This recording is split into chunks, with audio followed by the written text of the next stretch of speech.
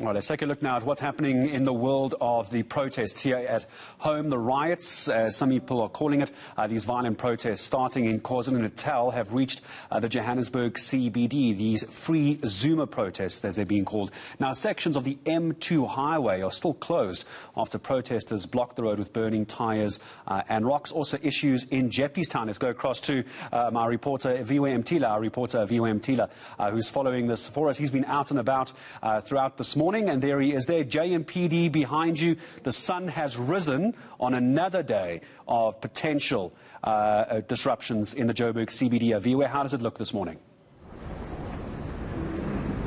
Well, Gareth, those riots, those violent protests in their nature are already picking up around Johannesburg. Hence, the Johannesburg Metro Police have closed off this stretch of the M2 East freeway. It's the Heidelberg off-ramp, where we understand further down there's a hostel there where tyres are already being burnt, cars are being stoned. Hence, the JMPD have closed off this portion. But just to join me now is Wayne Mina from the Johannesburg Metro Police, just to get a better indication. So thank you for joining us at ENCA.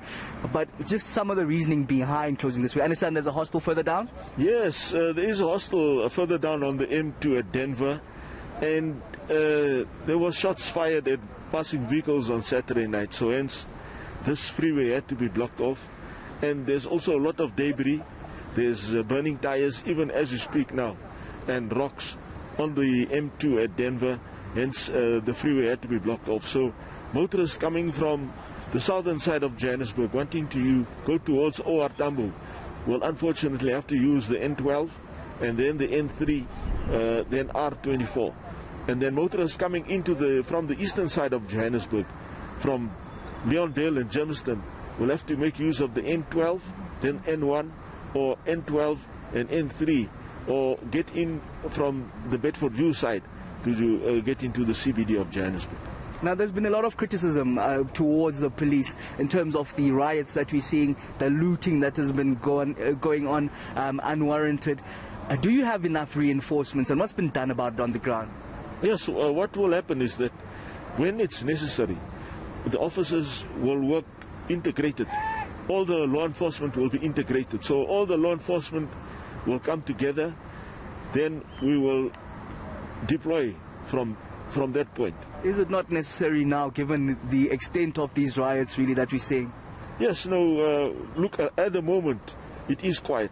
So we will monitor the situation, and when and where it is necessary, then have to deploy officers. Okay, just lastly, where are the danger points in terms of warning the viewers that are watching currently, where not to go to? Yes, look, the Jeppestown area is definitely one spot where a motorist must avoid today. Because of the hostel area, and that's where the protest was mostly happening yesterday. And then also motorists must be cautious in the CBD because of debris, particularly on Lillian near the taxi rank side, and then also on Anderson Street and Marshall Street towards N Street.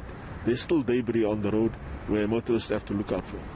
Okay, thank you very much. JMPD spokesperson Wayne Mina just cautioning the motorists out there where not to go to. As we heard, Jeppe Street, one of those crucial areas because of the hostels. In fact, the M2 East freeway has been currently closed, portion of it at this moment, because of a hostel that's further down here, and cars that we heard are being shot at, cars that are being stoned, and tires that are currently burning this very moment. Of course, we'll be monitoring all of that and giving you the coverage as it happens.